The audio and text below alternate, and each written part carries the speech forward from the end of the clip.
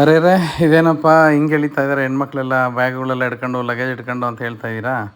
ಇದೇನು ಮತ್ತೇನು ಅಲ್ಲ, ನಮ್ಮ ಕೂಡ್ಲಿಗೆರೆ ಗ್ರಾಮದಲ್ಲಿ ಆಗುವ ಕನ್ನಿಕೆಯರ ಪೂಜೆ ಅಂಥೇಳಿ. ಕನ್ನಿಕೆಯರು ಅಂತೇಳಿ ಆಡು ಭಾಷೆಯಲ್ಲಿ ಅಂತಾರೆ, ಅದು ಕನ್ಯೆಯರ ಪೂಜೆ ಅಂತ ಹೇಳಿ. ಕೆರೆ ಒಂದು ಸ್ಥಾಪನೆ ಮಾಡಿದಾಗ ಒಂದು ಧರ್ಮ ಮಾರ್ಗವಾಗಿ ಅಲ್ಲಿ ಕನ್ಯೆಯರ ಅಂತೇಳಿ ಸ್ಥಾಪನೆ ಮಾಡ್ತಾರೆ. ಮುಂದೆ ಯಾವುದೇ ನೀರಿನ ಸಮಸ್ಯೆಗಳಾದಾಗ ಕನ್ಯೆಯರನ್ನ ನಾವು ಬೇಡ್ಕೊಂಡಾಗ ಇದು ಈಡೇರುತ್ತೆ ಅಂಥೇಳಿ. ಈ ವರ್ಷ ಗೊತ್ತೇ ಇದೆ ನಮಗೆಲ್ಲರಿಗೂ ಮಳೆ ತುಂಬ ಕಡಿಮೆ ಇದೆ ಅಂತ ಹೇಳಿ. ಮಳೆ ಯಾಕೋ ಬರ್ತಾಯಿಲ್ಲ, ಮಲೆನಾಡಲ್ಲಿ ಬರೋಂಥ ಮಳೆಗಳನ್ನು ಬರ್ತಾಯಿಲ್ಲ ಅಂಥೇಳಿ ಈ ಸಮಯದಲ್ಲಿ ಕನ್ಯೆಯರ ಮೊರೆ ಹೋಗುವಂಥದ್ದು ಸಾಮಾನ್ಯ. ಇಡೀ ಭಾರತದಲ್ಲಿ ನಮಗೆ ನೇಪಾಳದಿಂದ ಹಿಡಿದು ಎಲ್ಲ ಕಡೆಯೂ ಕಾಣಿಸೋವಂಥ ಹಿಂದೂ ಸಂಪ್ರದಾಯದಲ್ಲಿ ಕನ್ಯೆಯರನ್ನ ಪೂಜೆ ಮಾಡಿದರೆ ಒಂದು ಒಳ್ಳೆಯದಾಗುತ್ತೆ ಅಂತೇಳಿ ಅನೇಕ ಸಮಸ್ಯೆಗಳಿಗೆ ನಾವು ಕನ್ಯೆಯರನ್ನ ಪೂಜೆ ಮಾಡ್ತೀವಿ. ಅಂಥ ದೃಷ್ಟಿನಲ್ಲಿ ನಾವು ಕೂಡ್ಲಿಗೆರೆಯಲ್ಲಿ ಗ್ರಾಮದಲ್ಲಿ ನೋಡಿರೋಂಥದ್ದು ಕನ್ಯೆಯರ ಪೂಜೆ ಮಾಡೋವಂಥದ್ದು. ಇಡೀ ಗ್ರಾಮಸ್ಥರ ಮುಂಚೆನೇ ಡಿಸೈಡ್ ಮಾಡಿ ನಿರ್ಧಾರ ತೊಗೊಂಡು ದೇವ್ರುಗಳನ್ನೆಲ್ಲ ಹೊರಡಿಸ್ಕೊಂಡು ಹಿಂದಿನ ದಿವಸನೆಲ್ಲ ಅಡುಗೆ ಮಾಡಿಕೊಂಡು ಹೋಳಿಗೆ ಚಿತ್ರಾನ್ನ ಇಂಥದ್ದೆಲ್ಲ ಅಡುಗೆಗಳು ಮಾಡಿಕೊಂಡು ಅವರು ದೇವ್ರುಗಳನ್ನ ಹೊರಡಿಸ್ಕೊಂಡು ಬೆಳಗಿನ ಜಾವನೇ ಹೊರಡಿಸ್ಕೊಂಡು ಅಲ್ಲಿಗೆ ಹೋಗ್ತಾರೆ ಕೆರೆಯರಿಗೆ. ಇಡೀ ಭಾರತದಲ್ಲಿ ಇದು ಅಭ್ಯಾಸ ಇರೋವಂಥದ್ದು ಕನ್ಯೆಯರನ್ನ ಪೂಜೆ ಮಾಡೋವಂಥದ್ದು. ಹಾಗೆ ಕೂಡ್ಲಿಗೆರೆ ಗ್ರಾಮದಲ್ಲಿ ಸುಮಾರು 100 ಎಕರೆ ವಿಸ್ತೀರ್ಣದಲ್ಲಿರೋಂಥ ಅತಿ ದೊಡ್ಡ ಕೆರೆ, ಶಿವಮೊಗ್ಗ ಜಿಲ್ಲೆಯಲ್ಲಿನೇ ಅತಿ ದೊಡ್ಡ ಕೆರೆ.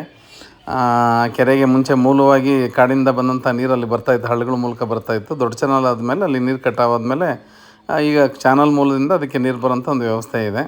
ಆದರೆ ಮಳೆ ಬರೋಂಥ ಉದ್ದೇಶಕ್ಕೋಸ್ಕರ ಅಲ್ಲೇನು ಮಾಡ್ತಾರೆ, ಕನ್ಯೆಯರನ್ನ ಪೂಜೆ ಮಾಡ್ತಾರೆ. ತುಂಬ ಸುಂದರವಾದ ಜಾಗ. ನೀವೆಲ್ಲ ಬಹುಶಃ ಎಲ್ಲರೂ ಬಂದು ನೋಡ್ಬೋದು. ಕೂಡ್ಲಿಗೆರೆ ಭದ್ರಾವತಿ ಗ್ರಾಮದಲ್ಲಿ ಬರುತ್ತೆ, ಭದ್ರಾವತಿ ತಾಲೂಕಲ್ಲಿ ಬರೋವಂಥದ್ದು. ಹೀಗೆ ಅದಕ್ಕೆ ಮಡ್ಲಕ್ಕಿ ಇದು ಮಾಡೋವಂಥದ್ದು, ಬಾಗಿನ ಕೊಡೋವಂಥದ್ದು ಕನ್ಯೆಯರಿಗೆ. ಹೀಗೆ ರಾತ್ರಿಯೆಲ್ಲ ಸಿದ್ಧತೆ ಆಗುತ್ತೆ. ಇದು ನೋಡಿ, ನಮ್ಮೂರು ದೇವಸ್ಥಾನ ಸಿದ್ಧತೆ ಮಾಡ್ಕೊತಾರೆ, ಒಟ್ಟಿಗೆ ಸೇರಿಕೊಂಡು ಹೋಳಿಗೆ ಕರಿಗಡುಬು ಎಲ್ಲ ಮಾಡ್ತಾರೆ.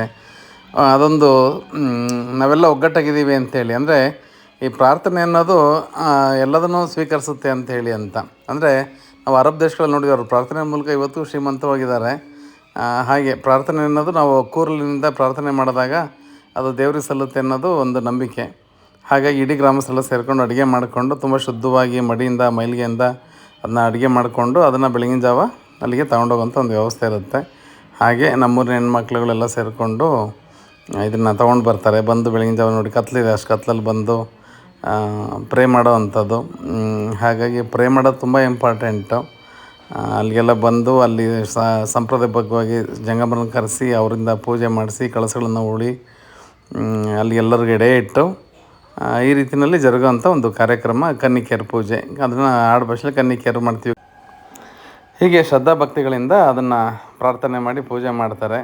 ಹಾಗಾಗಿ ಇದನ್ನು ಒಂದು ವಿಷಯಗಳು ತಿಳಿಸ್ಬೇಕು ಅಂತ ಅನ್ನಿಸ್ತು. ಹಾಗಾಗಿ ಪ್ರತಿ ಊರವರು ಸಹ ಪ್ರಾರ್ಥನೆ ಮಾಡ್ಕೊಳ್ಳಿ. ಪ್ರಾರ್ಥನೆಗೆ ವಿಶೇಷವಾದ ಶಕ್ತಿ ಇದೆ. ಊರವರೆಲ್ಲ ಸೇರಿಕೊಂಡು ಮಾಡಿ ಖಂಡಿತ ಮಳೆ ಆವತ್ತು ಯಾವತ್ತೇನು ಪೂಜೆ ಮಾಡ್ಕೊಂಡು ಮನೆಗೆ ಹೋದರೂ ದೇವ್ರನ್ನೆಲ್ಲ ಕರ್ಕೊಂಡು ಹೋಗೋಷ್ಟೊತ್ತಿಗೆ ಮಳೆ ಬರುತ್ತೆ ಅನ್ನೋ ಒಂದು ನಂಬಿಕೆ. ಹಾಗೆ ಕೂಡ್ಲಿಗೆರೆ ಗ್ರಾಮದಲ್ಲೂ ಒಂದು ಸಣ್ಣ ಮಳೆ ಬಂತು ಅವತ್ತು.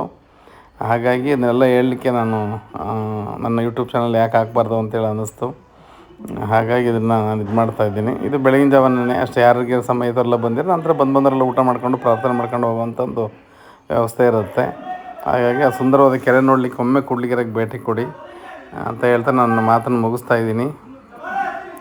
ಇದಿಷ್ಟು ಕನ್ನಿಕೆಗೆ ಸಂಬಂಧಪಟ್ಟಂಗೆ ಒಂದು ಸಣ್ಣ ಮಾಹಿತಿ. ಬೇರೆ ಯಾರಾದ್ರು ಗೊತ್ತಿರೋ ಕಮೆಂಟಲ್ಲಿ ಹಾಕಿ, ಇಲ್ಲ ಇನ್ನೂ ಮಾಹಿತಿ ಇದೆ, ಇದು ತುಂಬ ಮಾಹಿತಿ ಇದೆ ಅಂತ ಹೇಳಿದರೆ ಹಾಕಿ, ಆ ವಿಷಯ ತಿಳ್ಕೊಳ್ಳೋಣ. ಅದರಲ್ಲೇನಿದೆ, ನನಗೆ ಗೊತ್ತಿರೋಷ್ಟು ವಿಷಯಗಳನ್ನ ನಾನು ತಿಳಿಸಿದ್ದೀನಿ ಅಷ್ಟೇನೆ. Thank you. ಸಾಧ್ಯವಾದರೆ ಸಬ್ಸ್ಕ್ರೈಬ್ ಮಾಡಿ ಅಥವಾ ಶೇರ್ ಮಾಡಿ ಅಂತ ಹೇಳಿದ್ರೆ ಶೇರ್ ಮಾಡಿ, ವಿಷಯಗಳು ಗೊತ್ತಾಗುತ್ತೆ.